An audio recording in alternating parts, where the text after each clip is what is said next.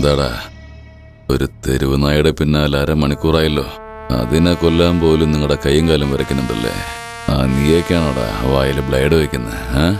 ചേട്ടാ, കല്ലെറിഞ്ഞ് കൊല്ലാൻ പറഞ്ഞെങ്കിൽ എപ്പോഴേ കൊന്നേനെ. തോക്ക് ഇത് ആദ്യമായിട്ടല്ലേ അണ്ണാ? പല്ലിന്റെ ഇടയിൽ ബ്ലേഡ് വെക്കലൊക്കെ ഞങ്ങൾ എപ്പോഴേ പഠിച്ചു ചേട്ടാ. അതെയോ? ആ പയ്യന്മാര് പുലിയായല്ലോ. ഇനി 1 മാസം കൂടി അവന്മാർക്ക് ട്രെയിനിങ് കിട്ടിയാ നിന്നെ കടത്തി വെട്ടും. പത്മ, എന്റെ മോൻ ഒരു ദിവസം പോലും എന്നെ കാണാതിരുന്നിട്ടില്ല. അങ്ങനെയുള്ളവൻ ഒരാഴ്ചയായി വീട്ടിലോട്ട് വന്നിട്ട് ദയവ് ചെയ്തവൻ എന്റെ കൂടെ പറഞ്ഞയക്കണം. എനിക്ക് വല്ലാതെ പേടിയാകുന്നു. ഇന്ന് പട്ടിയെ കൊല്ലുന്നവൻ നാളെ മനുഷ്യനെ കൊല്ലാനും മടിക്കില്ല. അതിനു വേണ്ടിയായി ട്രെയിനിങ്.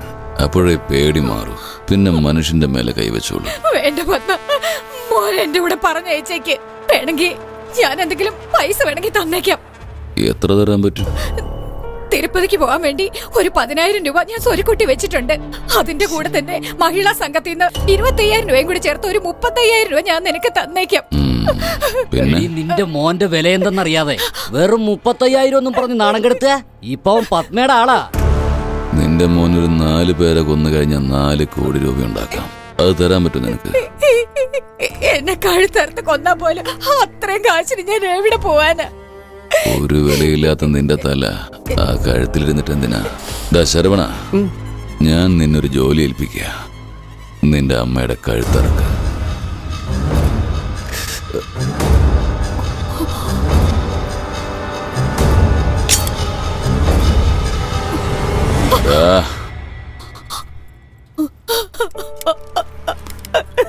കണ്ടില്ലേ, നിന്റെ മോൻ ഉപയോഗിച്ച് തന്നെ നിന്നെ ഞാൻ ഇല്ലാണ്ടാക്കും. ഇവിടുന്ന് പോവാൻ നോക്ക്.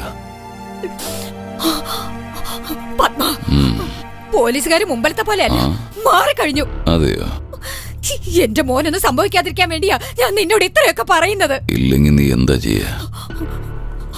ആ ബോഡി കാണുന്ന നമ്പറിലേക്ക് ഫോൺ വിളിച്ച് നിന്നെ പറ്റി പോലീസ് പരാതി കൊടുക്കും. അയ്യോ, ആ വേഗം വിളിക്ക്. അതിന് ചങ്കൂറ്റുള്ള ആരെങ്കിലും ഉണ്ടോന്ന് ഞാനൊന്ന് കാണട്ടെ.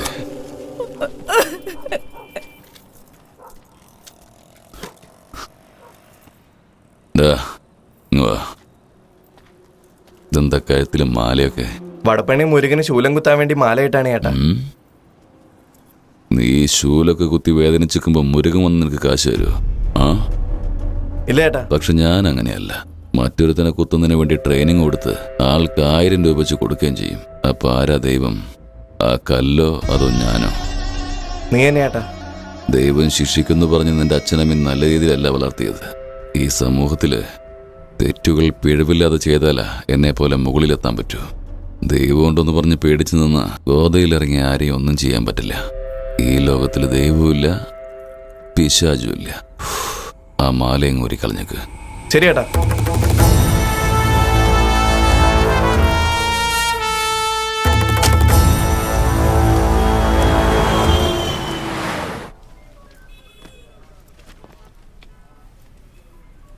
ഏതൊരു ചായക്കടക്കാരൻ മീശപത്മയുടെ ഒരു കംപ്ലൈന്റ് കൊടുത്തിരിക്കുക. ആ പരാതിയുടെ അടിസ്ഥാനത്തിൽ ഇവിടെ അറസ്റ്റ് ചെയ്യാൻ വന്നിരിക്കുകയാണോ? സാർ, സാറിനും എല്ലാരും പോലെ മീശപത്മനെ കണ്ടാ പേടിയാൻ തോന്നുന്നു. അതെ, ഭയം തന്നെ. ഇപ്പൊ ഞാൻ ഫയൽ വലിച്ചെറിഞ്ഞില്ലേ, ഇത് പോയി IG യോട് കംപ്ലൈന്റ് പറ. നിന്നോടെ എക്സ്പ്ലനേഷൻ ചോദിക്കുള്ളൂ. ഇതാണ് നിയമം. നനഞ്ഞു നിൽക്കുന്ന എരുമി പോലെ നിൽക്കുന്നല്ലോടാ. ഞാൻ പറയുന്നത് നിനക്ക് മനസ്സിലാകുന്നുണ്ടോ?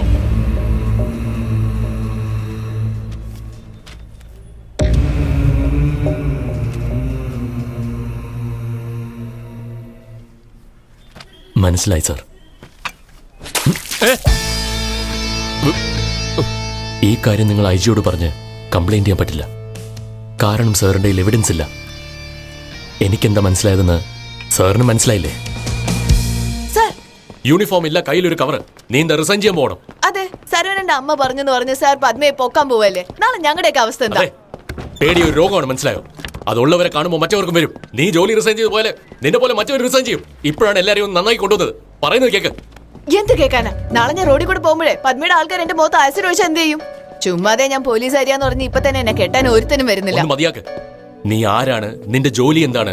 നിനക്ക് എത്ര വാല്യൂ ഉണ്ടെന്ന് നീ മനസ്സിലാക്കണം. ഓപ്പോസിറ്റിൽ ബൈക്കിൽ വരുന്ന ചെക്കനില്ലേ, അവൻ നിന്നെ ലൈൻ അടിക്കുക. ഒന്ന് പോ സാറേ, അതുപോലത്തെ പിള്ളേരൊന്നും എന്നെ ഒരിക്കലും സൈഡ് അടിക്കില്ല. നീ വേണമെങ്കിൽ നോക്കോ, നമ്മൾ ഈ ഏരിയ ക്രോസ് ചെയ്യുന്നതിന് മുമ്പ് അവൻ വീണ്ടും നമ്മുടെ മുമ്പിൽ വരും. എന്തിനാ? നിന്നെ കാണാൻ വേണ്ടി തന്നെ. അതുപോലെ മനസ്സിലായില്ലേ? അയ്യോ ശരിയാണല്ലോ. താൻ ആ ബാൽക്കണി കണ്ടോ? നിന്റെ ബുള്ളറ്റിന്റെ സൗണ്ട് കേട്ട് ഒരുത്തൻ അവിടെ നിന്ന് എത്തി നോക്കും. ഇതെങ്ങനെ സാറിനറിയാം? അതൊക്കെ എനിക്കറിയാം. നിനക്ക് ഈ പൂമ്പാറ്റകൾ അറിയില്ലേ? യാ, അവർക്ക് അവരുടെ ചെറുകളിലും നിറം കാണാൻ കഴിയില്ലെന്ന്. അതേപോലെ തന്നെ നിനക്ക് നിന്റെ വാല്യൂ എന്താണെന്നും സൗന്ദര്യം എന്താണെന്നും ഒരു ഐഡിയ ഇല്ല. ശരിയല്ലേ? ഞാൻ അറിഞ്ഞ് എന്നെ ഇത്ര പേര് ലൈൻ അടിക്കുന്നുണ്ടെങ്കിൽ അറിയാതെ എത്ര പേര് ലൈൻ അടിക്കുന്നുണ്ടാവും. ഞാൻ നിന്നോട് പറഞ്ഞിട്ടില്ലേ, നിന്റെ നല്ല ക്വാളിറ്റീസ് ഒക്കെ കാണുമ്പോൾ എനിക്ക് നിന്നോട് സ്നേഹം വന്നു പോകുന്ന ഒരു പേടിയുണ്ടെന്ന്. അയ്യോ സാറേ, സാർ എന്നെ പ്രേമിക്കുന്നുണ്ടോ ഇല്ലയോ? ഉണ്ട്. റിയലി? അപ്പൊ പറഞ്ഞത് സത്യമായിരുന്നോ? Very good, thanks. പക്ഷേ സാർ ഒന്ന് വെയിറ്റ് ചെയ്തേ മതിയാവും. സാറിനെക്കാളും നല്ലതായിട്ട് ആരെങ്കിലും കിട്ടിയാലോ? ഞാൻ തഴയാണെന്ന് വിചാരിക്കണ്ട. സാർ ഉറപ്പായിട്ടും വെയിറ്റിംഗ് ലിസ്റ്റിലുണ്ട്. ബൈ. മാഡം, മെഡിക്കൽ സർട്ടിഫിക്കറ്റിൽ ഒരു ഒപ്പിടണം മാഡം, പ്ലീസ് മാഡം. സൈൻ ചെയ്യാം. അഡ്മിറ്റ് ആകാമോ? നിങ്ങൾക്ക് കല്യാണം നൂലുകെട്ടിനൊക്കെ പോകാൻ വേണ്ടിയിട്ടാണല്ലോ ഡിപ്പാർട്ട്മെന്റ് എനിക്കിവിടെ ശമ്പളം തന്നെ ഇരുത്തിയിരിക്കുന്നത്. ജോലി നോക്കണം സർ. മുരുകവേൽ, നന്നായിട്ട് ഉറങ്ങിയായിരുന്നോ? ഉറക്കം കിട്ടുന്നില്ല മാഡം. ഉറക്കം കിട്ടുന്നില്ലെന്നോ? ഇത്രയും നാളായിട്ട് നിങ്ങൾക്ക് ഉറക്കം കിട്ടുന്നില്ലെന്ന് പറഞ്ഞാൽ ഇൻസോമിനിയ അടുത്ത സ്റ്റേജിൽ പോയെന്നാണ് അർത്ഥം. ഞാൻ തന്ന മരുന്നൊക്കെ മുടങ്ങാതെ കഴിക്കുന്നുണ്ടോ? മരുന്നുകളെല്ലാം ഞാൻ കറക്റ്റായിട്ട് കഴിക്കുന്നുണ്ട്. പക്ഷെ എനിക്ക് ഉറക്കം കിട്ടുന്നില്ല മാഡം. ഒന്നി എന്റെ മരുന്ന് മാറ്റി തരണം, അല്ലെങ്കിൽ ഞാൻ ഡോക്ടറെ മാറ്റിക്കോളാം. എന്താ ഡോക്ടറെ മാറ്റാൻ പോവാണെന്നോ? You don't. ഇതെന്താ വയറുവേദനയോ തലവേദനയാണോ? മരുന്ന് കഴിച്ചാലും മാറാനായിട്ട്? ഇത് മനസ്സ് സംബന്ധമായിട്ടുള്ള കാര്യമാണ്. നിങ്ങൾ വിചാരിച്ചാലേ ഉറങ്ങാൻ പറ്റൂ. ഇന്ന് രാത്രി തന്നെ മെഡിക്കൽ ലീവിന് അപ്ലൈ ചെയ്തിട്ട് ഹോസ്പിറ്റലിൽ അഡ്മിറ്റ് ആവാൻ നോക്ക്. ഇന്ന് രാത്രിയെങ്കിലും നിങ്ങൾ ഉറങ്ങിയേ പറ്റൂ. ഇല്ലെങ്കിൽ നിങ്ങൾക്ക് ക്രോണിക് ഇൻസോമേനിയ എന്ന് കൺഫേം ചെയ്യേണ്ടി വരും. പിന്നെ നിങ്ങളുടെ ശരീരത്തിലുള്ള ഓരോ ഓർഗൻസും ഫെയിൽ ആയി ഇറ്റ് ഈസ് റിസ്കി. പോകൂ, പോയി അഡ്മിറ്റ് ആവാൻ നോക്ക്. പോവാനല്ലേ പറഞ്ഞ്? മുരുകവേൽ, അഡ്മിറ്റ് ആവുന്ന ഗ്യാപ്പിൽ നിങ്ങൾ ഇമോഷണൽ ആയാൽ BP ലോ ആയി പോകും. ദേഷ്യപ്പെട്ടാൽ BP ഹൈ ആകും. പിന്നെ മെമ്മറി ലോസിലുള്ളതെല്ലാം നിങ്ങൾ മറക്കാൻ സാധ്യതയുണ്ട്. അങ്ങനെ എന്തെങ്കിലും സംഭവിച്ചാൽ നോക്ക്, ഇങ്ങനെ നിങ്ങൾ വിരലുകൊണ്ട് അമർത്തിയാ മതി. ഓക്കെ? എനിക്ക് അതിനുള്ള ക്ഷമയില്ല മാഡം. എന്നാ എന്താ ഈ ഹാൻഡ് ഗ്രിപ്പർ വാങ്ങി ഇങ്ങനെ ഇങ്ങനെ പ്രസ് ചെയ്യാൻ നോക്ക്. മനസ്സിലായോ? പോവാൻ നോക്ക്. ഹോ, ഇത് കണ്ടില്ലേ, നോർമലായിട്ടുള്ള എന്റെ BP അവൻ കൂട്ടി. സർ, എന്റെ പേര് ഇസ്മായിൽ എന്ന. എനിക്കൊറ്റ മകനാ. അവന്റെ പേര് മജീദ് എന്ന. അവൻ പത്മയുടെ കൂടത്ത് ചേർന്ന് ജീവിതം നശിപ്പിക്കുക. 2 വർഷം മുമ്പ് എന്റെ കടയുടെ മുമ്പിൽ വെച്ച് ആ പത്മ ഒരു കൊലപാതകം ചെയ്തു. ഇതിനകത്ത് ആ വീഡിയോ ഉണ്ട് സർ. ഇത് വെച്ച് സാറ് വേണം അവനെ അറസ്റ്റ് ചെയ്യാൻ. എന്നിട്ട് എന്റെ മോനെ എങ്ങനെയെങ്കിലും രക്ഷിക്കണം സർ.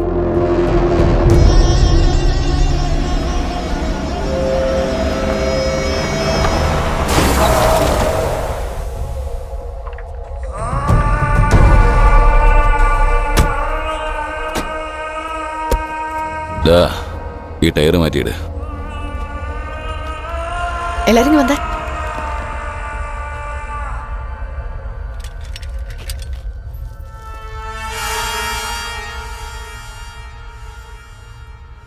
ചേട്ടാ, എന്താ? അച്ഛന് നാട്ടില് ട്രാൻസ്ഫർ ആയി. അച്ഛൻ്റെ കൂടെ എനിക്ക് നാട്ടിൽ പോണമെന്നുണ്ട്. ചേട്ടാ, ഞാനൊന്ന് പോട്ടെ.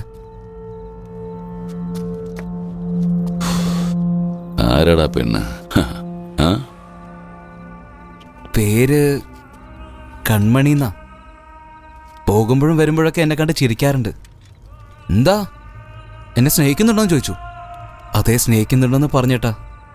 അതുകൊണ്ടാ അതിന് ചേട്ടനെ വിട്ട് വന്നാ എൻ്റെ കൂടെ ഉണ്ടാവുമെന്ന് പറഞ്ഞു. 16 വയസ്സിൽ ചേട്ടൻ്റെ കൂടെ ചേർന്നതാ. ചേട്ടൻ പറഞ്ഞ എല്ലാവരും ഞാൻ കൊന്നു. ഞാനിപ്പോൾ മേജറായിട്ടാ. ഇനി ഞാൻ ഇറങ്ങി എന്തെങ്കിലും ചെയ്താ ജീവിതകാലം മൊത്തം ജയിലായിരിക്കും ചേട്ടാ. ഞാൻ പോട്ടേട്ടാ. ശരി ചേട്ടാ. നീ പോയി കഴിഞ്ഞ പോലീസ് നിന്നെ വെറുതെ വിടുവോ? അവര് നിന്നൊരു ഒറ്റുകാരനാക്കും. ഇവിടെ നിന്നൊരു മടങ്ങിപ്പോക്കില്ല. ഇനിയും നിനക്ക് മടങ്ങിപ്പോണെങ്കിൽ ഒന്നുകിൽ ഞാൻ ചാവണം, അല്ലെങ്കിൽ നീ ചാവണം. ചേട്ടാ, വേണ്ടേട്ടാ.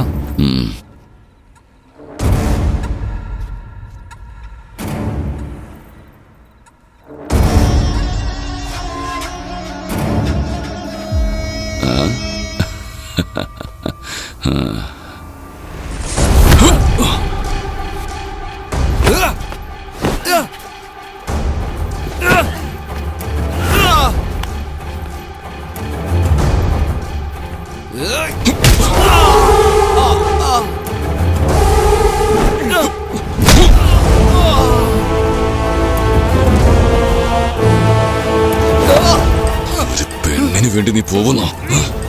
ഏയ്